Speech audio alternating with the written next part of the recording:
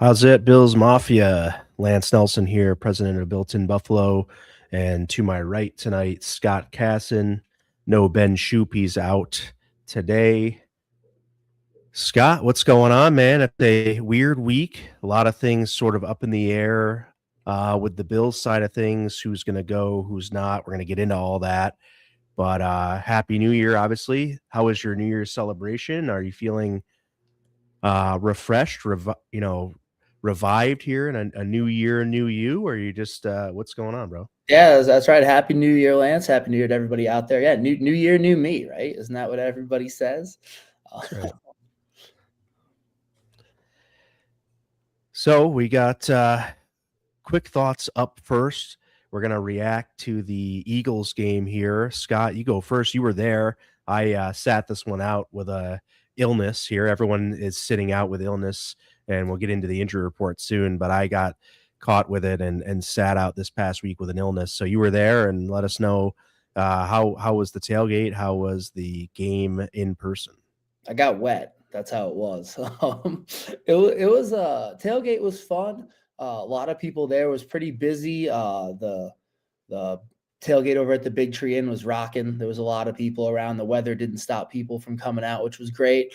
The game for most of it was pretty miserable. It was wet. It was cold. The Bills weren't scoring any points, so it wasn't a whole lot of fun. It got really exciting at the end, which made the day a lot better. But a bummer of a loss. But it's a game that you got to remember. It didn't really mean anything. So, and we can kind of jump right into the first thing is what did you think about them going for two at the end? I personally didn't like it. I really didn't like it at the time. Considering the Bills had all the momentum, the Eagles offense couldn't move the ball at all. Figured let's take this team into overtime and take it from there because the Bills were dominating. But in a game that didn't matter, in the rain, you're trying not to have guys hurt. We already have some guys hurt that were playing out there. I understood the choices. Like, let's just end it here either way. Game doesn't really matter standings wise. But it's what did you think about them going for two? I'm torn. Like I definitely think the whole Josh Allen's playing on a bad foot. Let's just get this over with and get out of here one way or the other sort of thing definitely plays into it. I would have liked to kick the extra point and tie it in like a normal game. Plus, like you could say it was just another game, but like you still have a chance to win the AFC East if you win that game, and now you don't. So like maybe that doesn't matter, but I mean, their whole philosophy, the whole talk was the first goal is to win the division like every year. So it does matter that they win the division or not to them. They've said as much. So from that standpoint, I would have liked to kick the extra point and see what we could do. Now, no guarantee the guy makes it. Obviously missed one That's the other already. thing. And again, I do like the aggressiveness of let's just end it here one way or the other and save the rest of the guys because of the situation. We're already in the playoffs, so whether we get to the division or not. And look, they called the right play, they had the right play, and just didn't execute. So in the end, like hindsight 2020 maybe, but even hindsight says like they had the right play and the thing was open. So I think that overall it was the right call to go for two. But I would have typically in a maybe if it's a playoff game, I would like to tie that and see and like you said with the momentum. But the Bills were having trouble moving the ball as well as the Eagles were. So I totally understand. And I'm not super upset with the call, especially because it worked.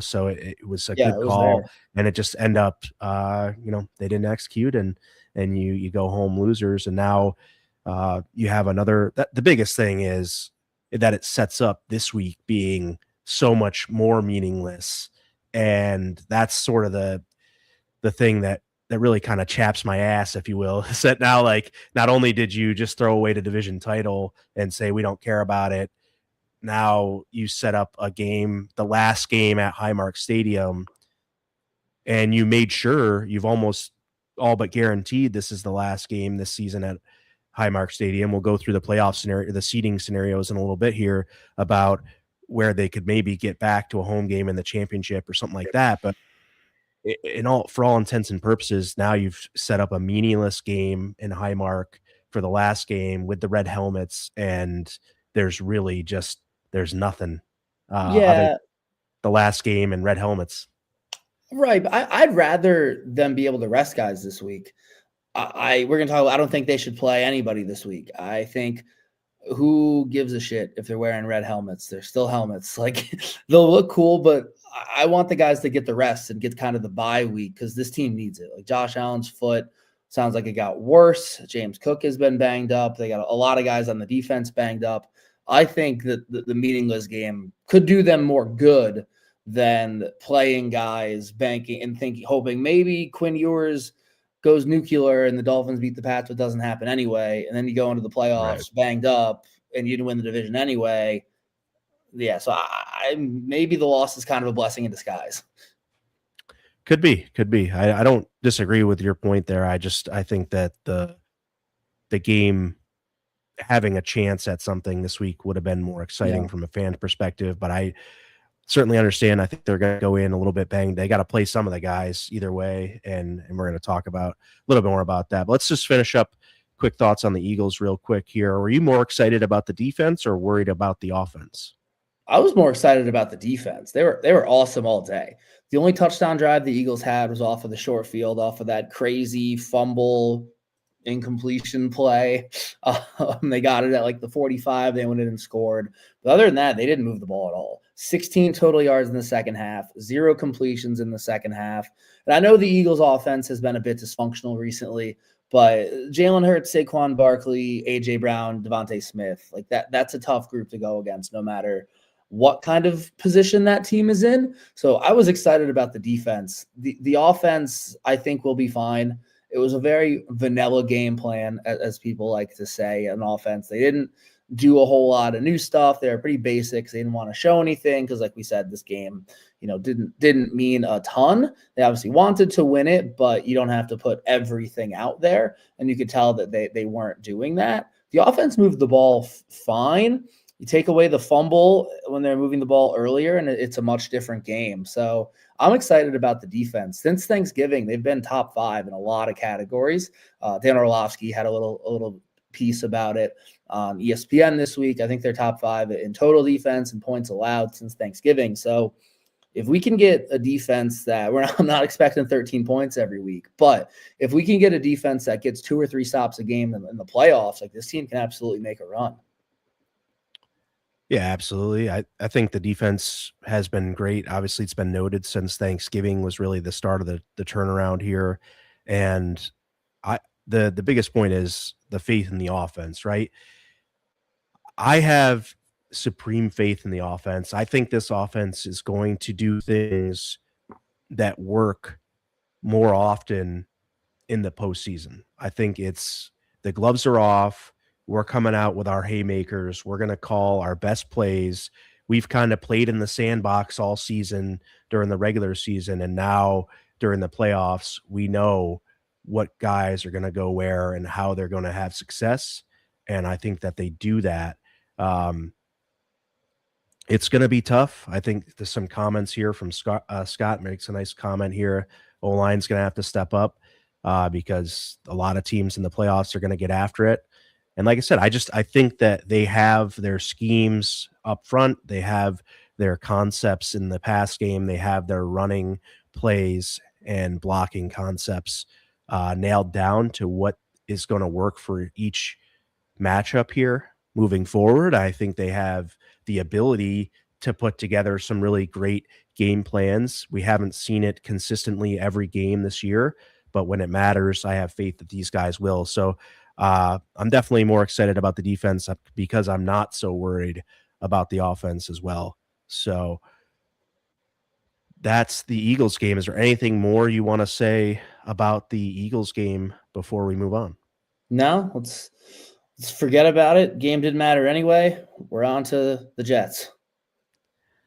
All right, 7-1 Slicker of the Week presented by 7-1-Slicks Barbershop on Broadway in Depew. Go to the Cut app and book your appointment with Dennis, Matt, or there's a new guy there now, Jake maybe. I forget his name. I'm terrible at that.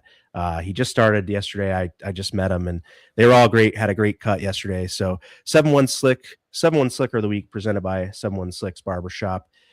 Greg Rousseau, we had two weeks ago, phenomenal game, and then this past week we didn't get a chance to do it last week because I was absent. So I'm going to give him the honor this week and say, I think he was credited with a half sack according to Next Gen Stats.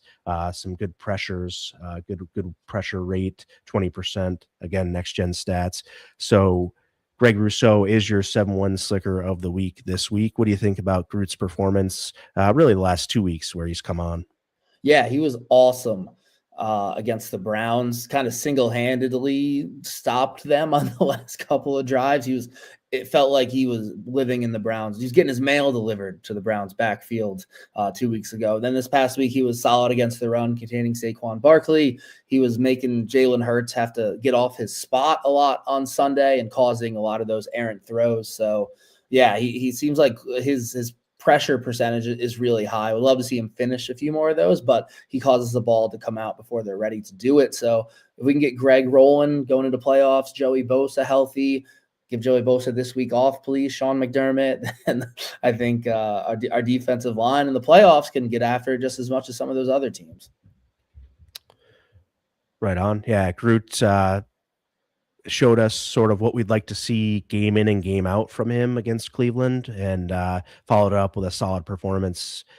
And again, we mentioned the defense and what they did in the second half to the Eagles. That Greg was a big part of that. So I liked his game. I like how he's kind of peaking at the end of the season here, going into the playoffs. So hopefully he can kind of counteract as much as those other teams that people mentioned have a big pass rush. Hopefully Bosa and Groot really can sort of take over games when they need to and get the Bills some success here in this postseason run that they're about to go on.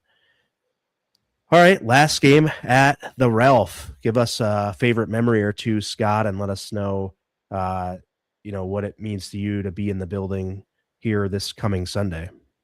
Yeah, so I have some awesome memories. I grew up going there. The first game I went to with my dad and one of my buddies was 2011 against the Lions. No, 2011 against the Lions. 2010, 2011 season against the Lions. The Bills were 0-8. The Lions are 1-7. The Bills won 14-12 because I think it was Sean Hill was the Lions quarterback, threw the 2-point conversion play away. Like he threw it way over everybody's heads, and the Bills won. And they only moved to 1-8, but it was an awesome day at the stadium. And going to those meaningless games, after that, like I went to a couple weeks, 17 games back then was the last week in the cold and the snow to watch a meaningless game where it was the Bills were 4-12. So it'll be nice to go this week, watch a meaningless game where the Bills are going to the playoffs. So it's been fun to see that transition from the 17-year drought to now in the playoffs every year. Another one of my favorite memories was from this season, that Ravens comeback week 1. That game was awesome. It kind of felt like that might be happening on Sunday, like in one more epic comeback in that place before we shut it down. But it's going to be cool to be there on Sunday. A game that I probably wouldn't go to living out of town the last week of the season, meaningless, but have to be there for the last game in that stadium, even if we're going to see Mitch Trubisky and some of the non-starters. But stadium's been open for a long time. It's seen a lot of stuff. Those 90s Bills teams with the 4 straight Super Bowls and a couple of those AFC championship games were in Buffalo. The crazy comeback by Frank Reich in the playoffs. So it may not be the nicest stadium in the league, but there's a lot of good memories in there for a lot of Bills fans. So it's going to be kind of bittersweet moving across the street to our new palace, I'll call it. It's a much nicer, much more modern. I hope it has the pee troughs in the bathroom. Not gonna have the troughs, bro. The troughs I know, are out. I want to buy them. Like you can't. I'm trying to buy seats. I want to buy one of those. But yeah, that's what if they're cool. gonna break stuff down and sell it, the troughs is gonna be a big ticket for people, I think. And I was gonna mention, before I quit drinking, I had some pretty crazy games there. I sat in the Jim Kelly Club for the first couple of years with season tickets and just, on-field passes for Green Bay when Aaron Rodgers was there and Clay Matthews, I think, when he was still pretty decent at the time. And I dapped up one of the Marquise Good or yeah, Goodwin was practicing, so I got to like dap him up in the end zone as he was practicing before the game, stuff like that. I went with my buddy Matt to that game, and this year just a couple of games, like the Chiefs game with my mom, her last game in the stadium with me, and then the Ravens game you mentioned was like a birthday present from me to my buddy Matt. So like the way it turned around and ended up being good was super meaningful to be able to have, his present be a good experience and not be a blowout like we thought. We were like third quarter, like, oh geez, did we go get chicken wings now or what? And but we never leave till the clock hits 0. So we're glad there. And then the Buccaneers was the last game that he and I went to together in that stadium. So just a couple of meaningful ones.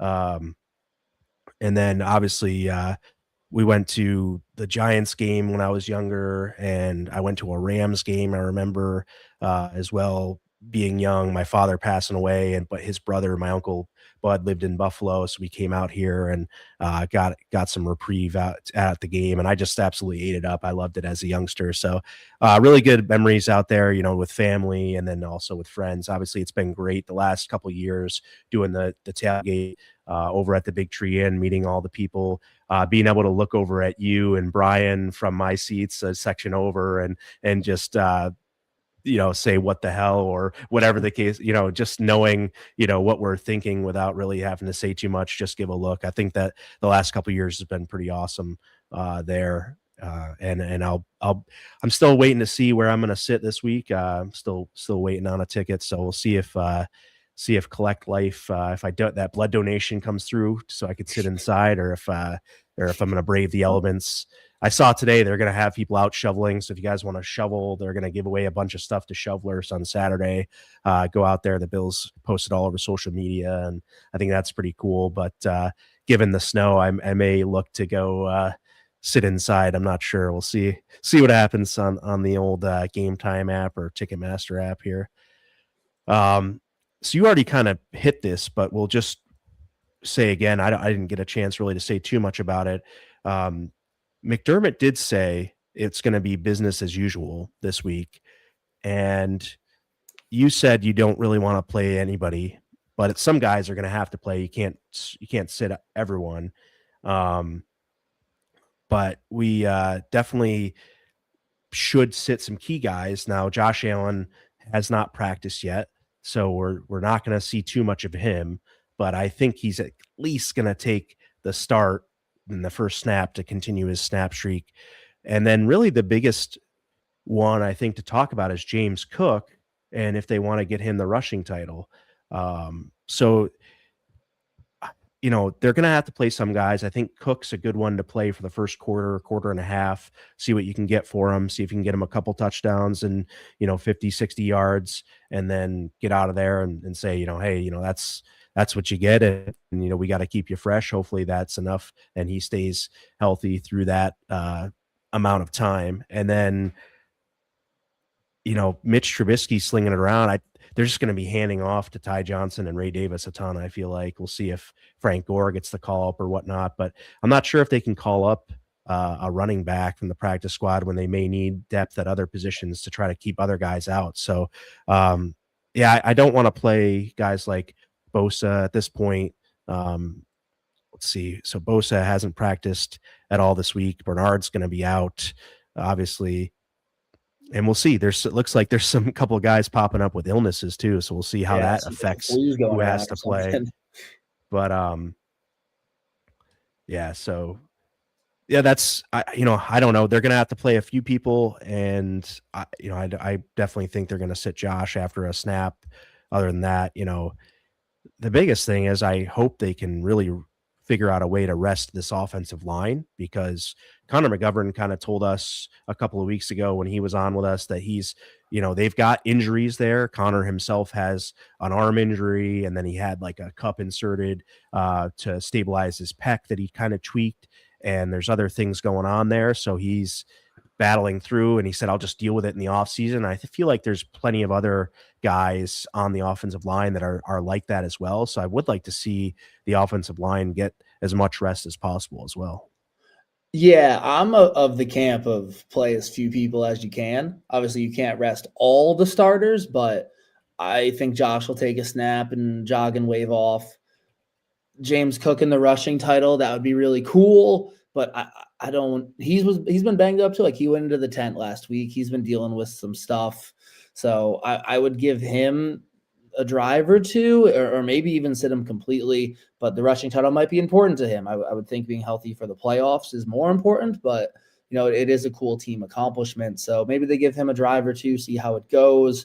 And then, yeah, Bosa, I think he should sit. As far as the offensive line goes, like you mentioned, as many of those guys as can rotate. I think maybe Dion will sit, or maybe they play Dion and rest Spencer Brown because Spencer's been getting beat up all season. Yeah, he's got to So sit. Yep. yeah, he could probably use a bye week and see what some other guys have. Like I'd like to see Von Prongranger get in there because we haven't seen Yep. him at all. I'd love to see what he has because he might be the center next year, and this could be a good kind of audition for him.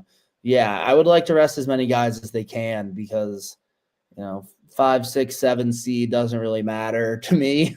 I don't really think it matters to them a ton. So, but more important would be being as close to 100% as you can going into the playoffs to go on this run. So yeah, I would like to rest guys if we can. For sure. All right, quick run through the playoff scenarios here. To get the 5 seed, the Bills have to win, the Texans or Jaguars have to lose, and the Chargers have to lose. So Bills win, Texans or Jags lose, and Chargers lose, get the Bills the 5 seed.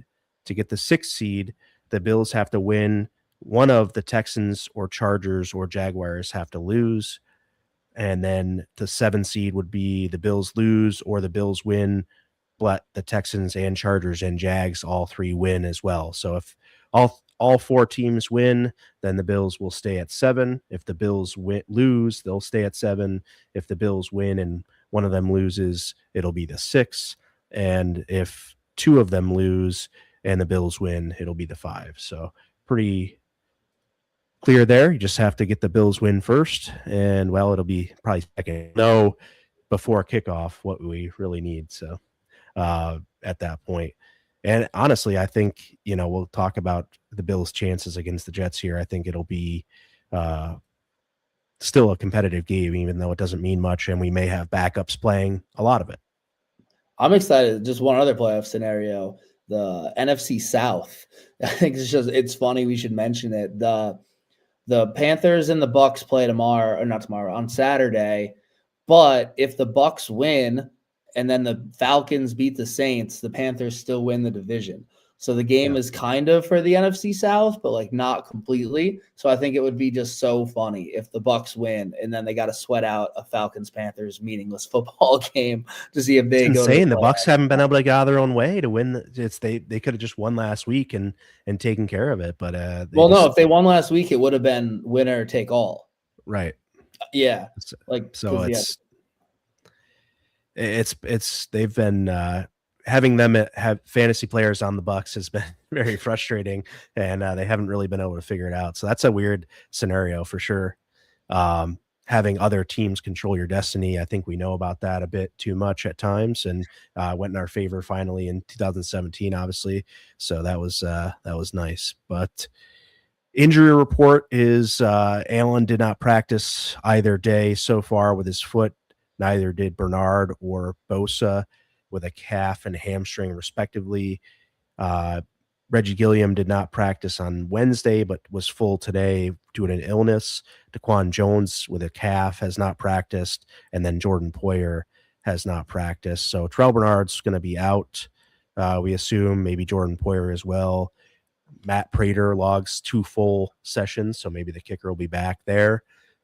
Trey White popped up with a limited practice for an illness today. We'll see how that goes.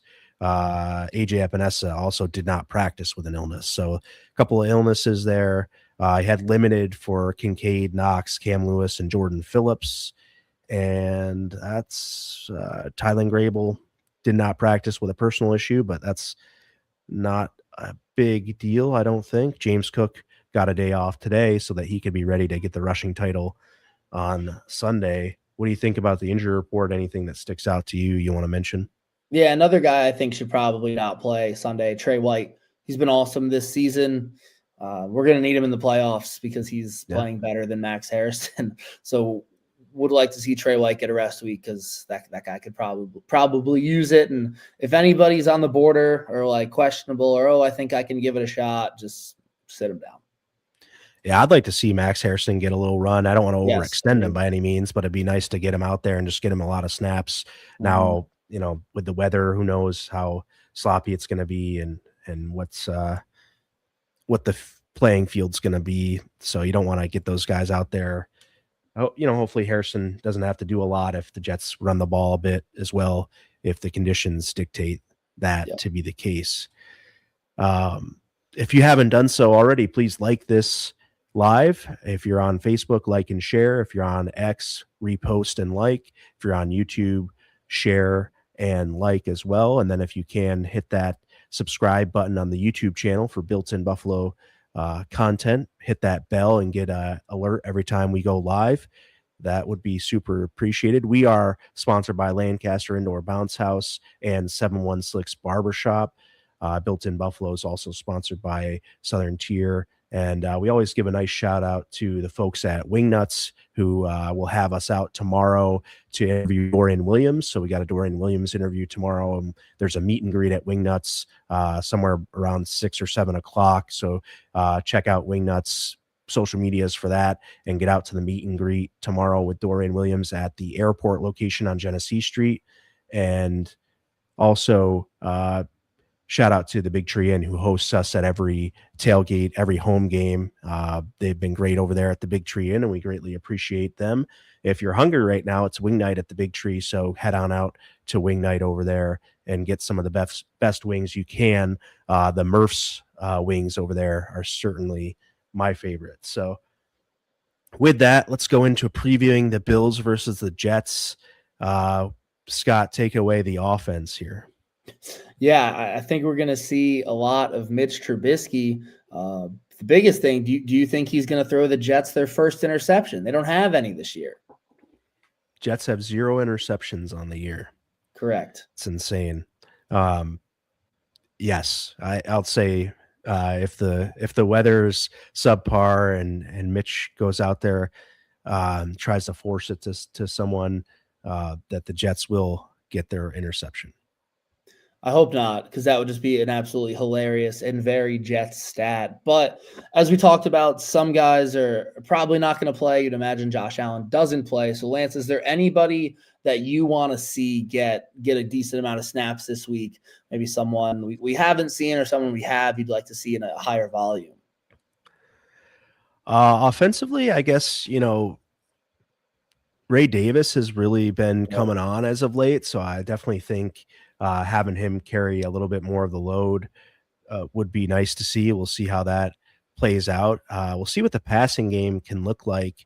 I want to see if they roll Keon Coleman out there this week. And if he does get out there, I'd like to see him get some run and go that way. So, yeah, we'll likely see a lot of these different guys. Jackson Hawes has been fun to watch so far. And then you mentioned SVPG, Cedric Van Granger, the center.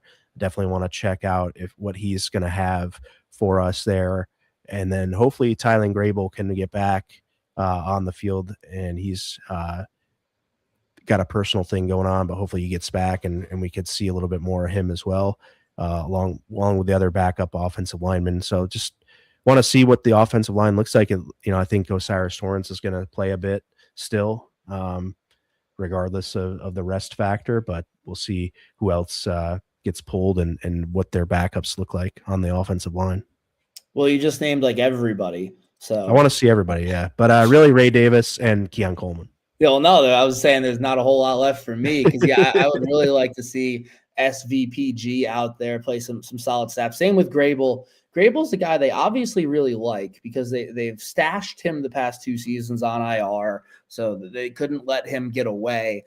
They clearly really like him. He made the team last year out of camp. So I would like to see what he's got. We haven't seen him in a game a ton. I think he played that last season against the Pats when they're in kind of a similar situation. So I'd like to see what Grable has. Same with SVPG, because both those guys could play big roles on the O-line next season. You mentioned Keon. I'd like to see him as well. Who knows if he's part of the playoff rotation, but just to give him some confidence going into next year, if he can have a good game against a pretty bad Jets secondary, that could, give him some confidence maybe. But like we said, who knows if he's even gonna be here next season. So we mentioned Frank Gore Jr. I don't know if they'll be able to call him up because they only have 2 call-ups, and we might need guys in other places so we can rest more guys. But it would be nice to see him get a carry. He's been dressed for some games, but hasn't really – I don't think he's touched the ball. I don't think he touched the field yet. So it would be nice. But, yeah, they'll probably use those on the lines so they can rest more guys. But since there isn't really a ton to preview as far as offense goes this week because it's a meaningless football game, Lance – who are kind of go through some superlatives for the offense. So we'll start off, not allowed to pick Josh Allen, not allowed to pick James Cook because that's cheating. Who would you say your offensive MVP has been? I know it's James Cook, but obviously Josh and James are the 2 most important people. I really like what Dalton Kincaid did while he was in the offense and up. So I guess I'll give it to Dalton Kincaid as long as he's healthy, but hasn't been a lot. And Khalil Shakir obviously then started to carry some load there. There's not a ton of production from the receiving core. I don't really see a guy that's blown us away, but we know Shakir has some capability. So, overall, I would love to see, we talked about, I think in the chat that, we want to see Khalil Shakir get more routes down the field in the playoffs. And I think that's something that we will see. But Khalil Shakir definitely was the highest targeted player by a lot. And we'll see what the playoffs hold for him. But I would say either Dalton Kincaid, he had a nice 36 catches, 523, 5 touchdowns this year. And then Khalil Shakir would be the other one because he had 95 targets, 72 for 719 and 4 touchdowns. Sorry, I gave 2, but Shakir, I guess, or Kincaid, whatever you want to take. Yeah, I was going to give it to Kincaid as well. And for this reason, the Bills when Kincaid is on the field are 9-2. They score 30.1 points per game, and they average 6.1 yards per play. When he's not on the field and he doesn't play, they're 2-3, 23 points per game, 5.4 yards per play. So a losing record without him, a full touchdown less per game without Kincaid. And that's been the issue the past 3 years. When he's not on the field, they really miss him. When he's on the field, he's awesome. And he's Josh's safety blanket. Josh can trust him. He gets open downfield. He has all the tools of a top 8 to 10, maybe even higher tight end in the NFL. It's just staying on the field. And it seems to be the same injuries that nag him. Like it's the knee from last season, and then he re-aggravates it. So hopefully he can get healthy, but it doesn't look great for his durability long term. So it's going to be a real interesting offseason for Kincaid because they have to decide if they're going to pick up his 5th-year option. I think they will, because if he has an awesome season next year, they're going to want to extend him and he'll be a free agent. I don't think they're going to extend him this offseason. I do think they pick up that 5th-year option to kind of buy them another year to see, can this guy stay healthy? Because if he plays 16 games fully, even some of the games he played this year, he was banged up. If he plays 16, 17 games, even 15 games healthy, he's going to be right around 900 yards, 1,000 yards, 8 to 10 touchdowns, which is right up there with the top tight ends. And that's who they drafted him to be. So MVP when he's on the field, I agree with that completely. And then honorable mention for me, if I were to pick one offensive lineman, because you can't pick the whole offensive line, I'd say Connor McGovern. Dawkins and Brown, you know what they're going to get there. Dawkins had some penalty issues this season. But Dawkins and Brown are solid, but Connor McGovern's been a great rock in the middle of the line for 2 years now. So another interesting decision to make with him come this offseason if they extend him, if they find money. So, yeah, I think we're on the same page with our MVPs there. So let's move it along. Who's your most improved, Bill, this season? Most improved, Bill, I guess, Ray Davis really improved on the, I don't know if special teams counts for the offense, but definitely took a step forward in helping the offense get better starting field position. So, for that sake, I'll say, he did well. And then, yeah, if we're not going to pick the obvious guys, I don't really have another guy that I could say that it, made any jump. Obviously, Coleman hasn't really done a lot. You could give it to Tyrell Shavers. He obviously came from practice squad to now making some big catches here.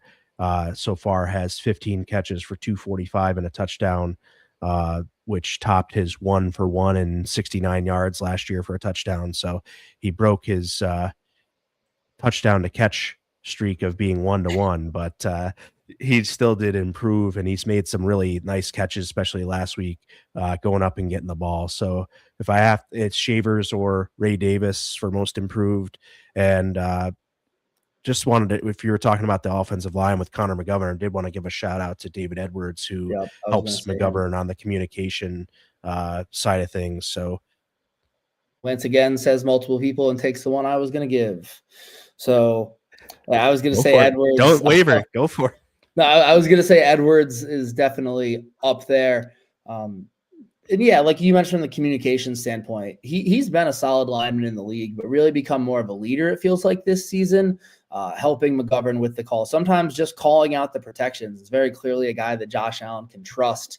So yeah, McGovern's been improving, leadership wise. And again, a tough decision this offseason. He's a free agent, can't bring everybody back. Probably definitely not both of those guys. So we'll see. But other one is James Cook for me. He was good this year, but he wasn't this. Like people were on the fence. We couldn't say him. That was for MVP. Oh, yeah, because your last one is one of the guys we can't say. Gotcha. So, yeah, James Cook. If people, myself included, were on the fence of extending him this offseason, I was kind of team don't extend him. But now I drafted him in the second round of my fantasy team and won the championship. So I had full faith. Well, there you go. See, but he's 1,600 yards, maybe more. Could win the rushing title. Most likely going to be all pro, a top 5 at least running back in the league. Like he's taken that next step, which we thought he took last season. So it's awesome for him and great that the Bills have him locked down for 4 years. And I never doubted you, Brandon. For our last one, most disappointing player on the Bills. There's a real obvious one here, right? I'm just going to say Keon Coleman. Whatever's going on, obviously, is what it is. He's not necessarily producing. He had some off the field stuff too. The biggest disappointment is there was a premium draft pick spent on him, and the production to match that premium draft pick is not there. That's the disappointment.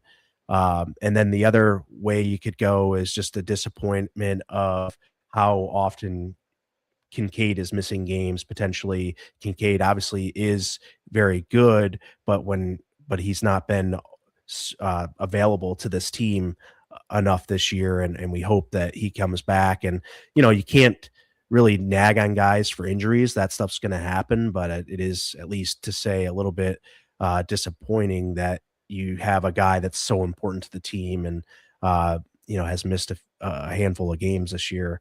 So that's a little bit of disappointment. Yeah. Is it cheating to say Joe Brady? Yeah. I've been disappointed in Joe Brady. I know all the stats say the offense is great, but the eye test says that it is not. There are times where there are route combinations that lead to nothing and make Josh feel like he has to do too much. And there are times where Josh takes the snap and it looks like he's immediately thinking, I have to make a play instead of we have to make a play. And that could be because he doesn't trust it. There's been multiple times in press conferences they've asked him about play calling and play selection, and he just says, I'm just running what's called. And that's not a glowing endorsement that he loves it. So my most disappointing would be Joe Brady. Last season, the offense was awesome and everybody eats was great. And this season, kind of feel like no one eats, and they don't use Shakir in the best ways. Like he's great at catching screens. He absolutely is, but throw that man the ball downfield. He's great at it. And we're also paying him a lot of money to do more than just get screens. He's great at scheming up the run game, but the passing game definitely leaves something to be desired other than two tight ends. He's great at getting tight ends the ball, but I would like to see some more downfield stuff. We saw it with Cooks on Sunday. Maybe Cooks can unlock that part of the offense, but like too many receivers have come to Buffalo and played the worst football they've ever played before for it to be a coincidence that all of those guys just happen to regress that much. Like fool me once, but fool me twice, fool me 7 times is about what we're at now. So we'll have to see more from Joe Brady in the playoffs. And I don't, that's part of the Keon Coleman thing. It's part of the Josh Palmer thing. Josh Palmer has 0 touchdowns, only on the field for 11 games so far. Just needed more out of that. Curtis Samuel, 6 games this year, 1 touchdown, 7 catches for 81 yards in 6 games. Like, I don't know, man. What Elijah Moore, 9 games, 9 catches, 112, no touchdowns. Like, I don't know what we're doing here with the receivers and Joe Brady, but like you said, nobody's eating, and it's a major disappointment, and it's tough to put it all on the receivers, but they do have some skin in the game there. They do have to run and execute their routes. They do have to catch the ball. They do have to try to make people miss and get yards after the catch. And nobody's sort of doing any of that. So whether it's the concepts, the calls, the timing, whatever, Josh misses them. It's like when everything goes right, then maybe Josh has an errant throw or, some of that stuff. It's just the I was going to say, I mean, obviously Keon was the big name, but the receiving, the passing game and the receivers overall, the usage, that whole bit that you just mentioned is certainly the most disappointing thing about the offense for sure. Yep. And like I said, I just feel like they do have a good handle. It's like, if we're saying it, they know it. So my biggest thing is like, they have a plan for this postseason to be able to pass the football. And I think people are going to be pleasantly surprised at guys maybe like Palmer, like Shakir going down the field, maybe even more Ty Johnson or something like, or James Cook in the passing game. And we'll see if Kincaid gets back, then that really changes things for this offense. Yep. And I hope that we get to see that come to fruition here in the playoffs. Yep. Another guy who should 1000% sit this week. Kincaid. Yeah. Yeah, for sure. 100%. Latu's on the roster, so they do have 4 already locked in, so they're good with that. I'm fine with Kincaid sitting, or if they want to play him a series or something to get him, just a couple. But we'll see if the weather has snow on the field. I don't want to see Kincaid out there slipping and hurting and tweaking something at all. So I agree with that. Yep. Anything else on the offense before we move on? Nah, let's do it. All right. The defense is going to be interesting. Like you mentioned, Bosa should sit. Who do you want to see out there getting some run on the defense? Yeah, you mentioned Max Harrison. I'd like to see him play the full game. Like he should be able to do that. I'd like to see him play the full game, get that experience in. But also Jordan Hancock. He's played some safety, played some nickel, not a lot of consistent snaps, coming on some third downs when it's obvious coverage situations. I'd like to see him play a full game as well. But see what we have there, because he's a guy who could really contribute next season, because we have Bishop coming back next year, but that's the only starting safety. I don't think we're relying on 49-year-old Jordan Poyer next season. He's been great, but I don't think we can go. We're out of safeties to bring back from the glory days of our safety position. So would like to see what Hancock has there. And then the guys on the D line, like Mathis, he looked pretty good last week. Would like to see more of him if he can be a key rotational piece in the playoffs. I think Solomon's going to play a lot. But I don't know if I want to see that. I think I've seen what he is. But I'd like to see some of those younger DBs get some run because we're going to need them next year, because unless they bring back Trey White on another 1-year deal or something, Max is going to be that starting corner. And even if they do bring back Trey White, Max is probably the starting corner anyway. They're going to have to find a safety. And if Jordan Hancock is it, that'd be awesome. So I like to see those young DBs in a full game to see what they got, even though it's against the Jets. For sure. I already mentioned Max Harrison, so I'm not going to say it again, but I think he will be intriguing to watch. And we're going to interview him tomorrow. So I'm going to say Dorian Williams. Yep. I think that he has the most interesting role on the defense right now, getting shoved inside to where I think Javon Solomon played a little bit earlier in the year, and then they had Daquan Jones go down. Was it the Bengals game in the warmups and Falcons game? Okay, so after Daquan went out and they were kind of light at DT, they kind of inserted Dorian in there, and he's been just coming around and cracking offensive linemen from the interior defensive line spot and letting the defensive end kind of stunt inside. So super interesting role for him. Obviously would spell Matt Milano hopefully on Sunday, and we'll see what he gets to do from the linebacker position. So I want to see some stuff there. And then outside of that, just maybe keep getting some looks at TJ Sanders and some of the, some of our rookie class here, see what they have. We'll see Jordan Hancock, what he might have out there, what positions they put him in. And I hope they move guys around and put them in some unique positions and see what they can handle. So certainly interested in all the young guys, but then Dorian Williams, I think we'll see if he goes to the linebacker or stays in the inside at certain passing downs and still cracks those offensive linemen on the stunts. Yep. Defensive MVP, who do you have? My MVP and my most improved are the same guy, Cole Bishop. I think Cole Bishop's been awesome. There was some people worrying about him stepping in and being the starting safety this season, which I should have queued up the video. Darn it. Which I didn't necessarily understand, because he started the AFC Championship game last year and played fine. It wasn't like he was a kid who was completely green. Like, he started a few games last year and was fine. Kind of what seemed to unlock him was your guy Jordan Poyer coming back, and they were able to free him up a little bit, get him more in coverage. He leads the team in interceptions with 3. Something with him and Taylor Rapp just wasn't really working, and who knows, maybe it was him trying to make up for some things Taylor Rapp was or wasn't doing. But after, I would say that Falcons game, Cole Bishop just took off. He's been awesome. If that doesn't happen, the back end of our defense isn't as good as it's been. He leads the team in interceptions. It seems like this was the guy that the Bills thought they were getting with that second-round pick when they wanted him. He had all the tools, but could he put it all together on the field? And this season he has. And he's a guy that next season they're going to build this defense around. So very excited for Cole Bishop and excited for him next season.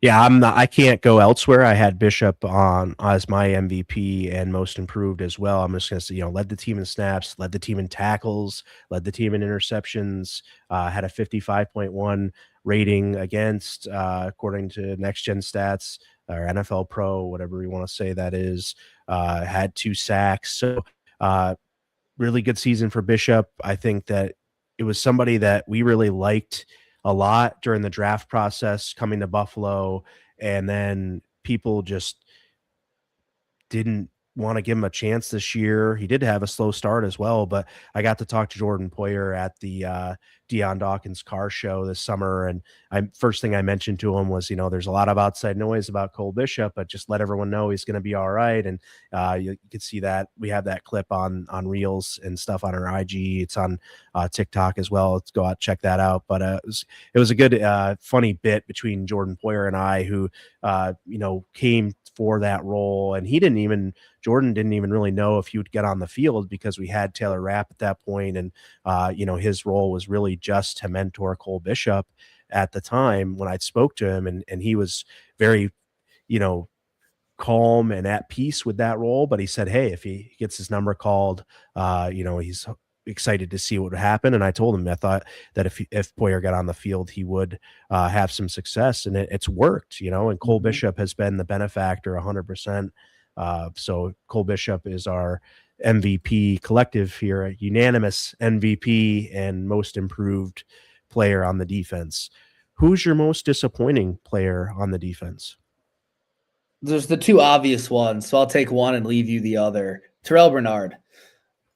Another year where he can't stay on the field. He's always missed a couple games due to injury, but this year it's been, it's going to be 5 after he doesn't play on Sunday. And when he's on the field, I know he hasn't been healthy, and that's okay, but there's a noticeable difference when Shaq Thompson's on the field versus when Terrell Bernard is on the field, specifically against the run.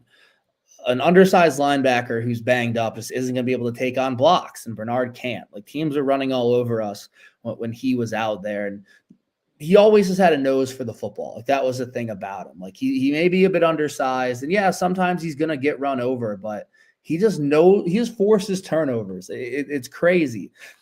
He only has the one interception this season.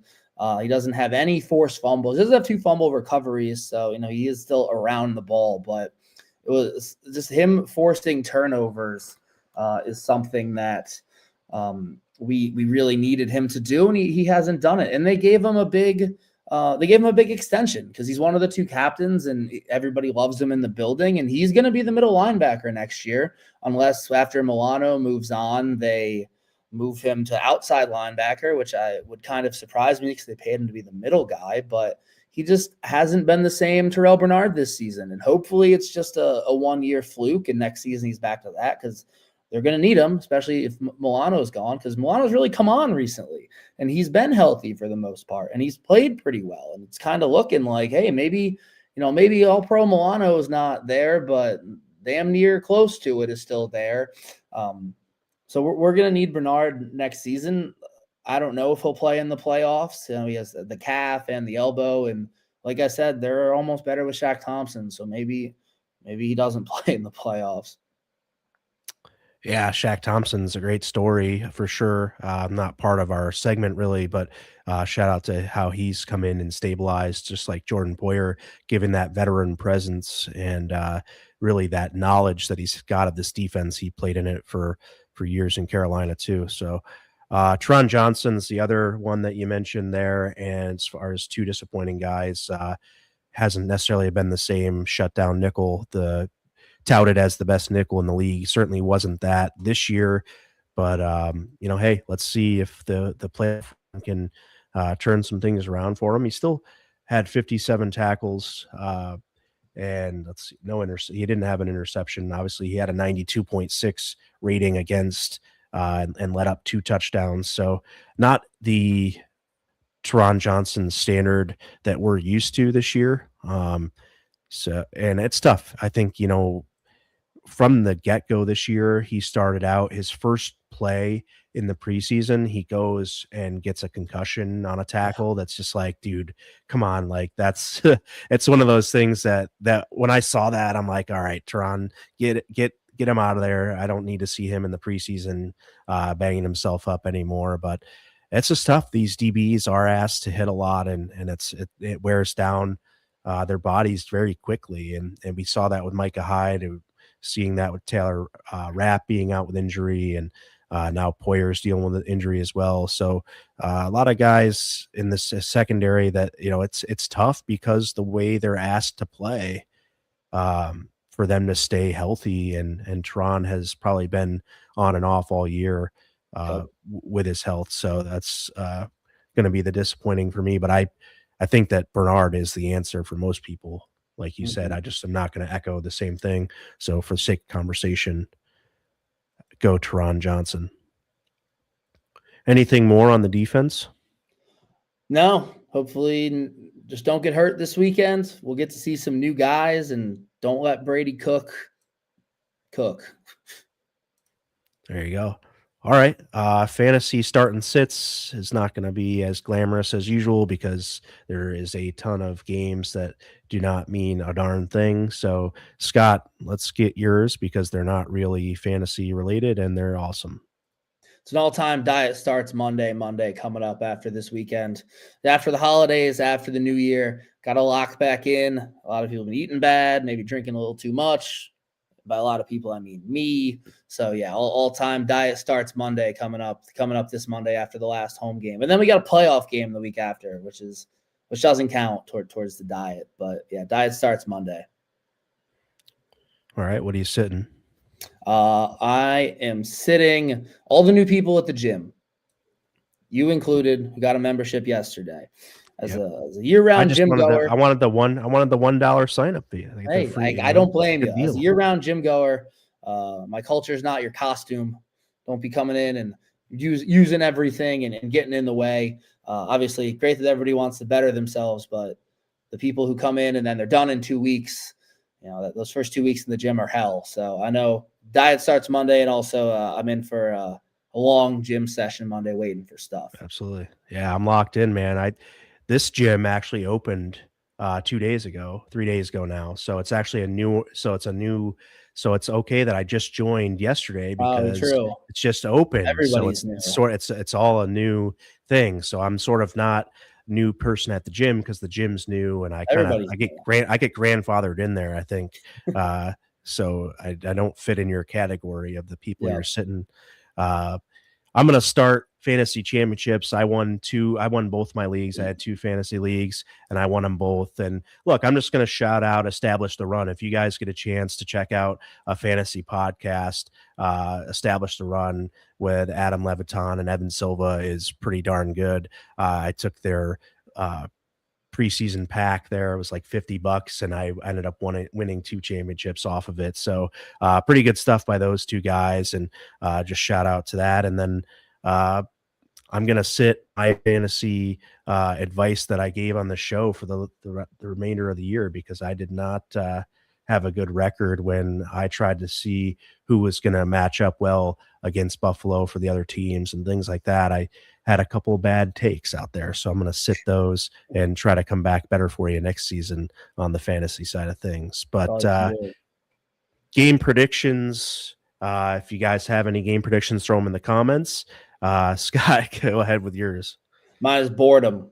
I don't think it's going to be a very exciting game for either team because the Jets don't want to win this game because they don't. It's possible that their draft pick could drop, 4 or 5 spots if they win a meaningless football game. And the Bills want to win, but they're not going to play all of the guys, I don't think. So I don't think it's going to be super exciting. I think it's going to be low scoring. They'll be wearing red helmets, and that will be neat. And I bet there'll be a lot of like pomp and circumstance around the game. That's exciting, but the football itself, my hopes aren't super high. I'll go final score: Bills 13, Jets 11. Excellent. I also took a little bit of a funny score. I went 22-12 Bills. I think Mitch Trubisky and the running game can move the ball enough on the Jets defense. So we'll see what happens there. But 22-12 Bills. And that does it for us. Go check out Georgia Ole Miss here coming up, about to kick off, and have a great weekend. Be on the lookout for Dorian Williams' interview dropping this weekend from the guys here. Ben will join us tomorrow at Wingnuts, so you'll see the 3 of us, Scott, Ben, and Lance, over with Dorian Williams tomorrow at Wingnuts. If you guys get a chance, please come out to Wingnuts for the meet and greet. I think it's somewhere around 6 o'clock, and check out the Wingnuts social media. You can confirm the time and all that stuff. And again, thank you to our sponsors, Lancaster Indoor Bounce House, 7-One-Slicks Barbershop. Thank you to the Big Tree Inn. We'll also be at the Big Tree Inn on Sunday before the game. I think I may have some Built Different hoodies from Cheat Code Athletics, my guy Gigi out there. So shout out to the Built Different brand. If you saw the Built Different hoodies around, we've had those at the tailgates a few times. If you want to get one of them, if you're a bigger guy, got 3X, 4X sizes, still only $85. So come over and get your Built Different hoodies from us at the tailgate.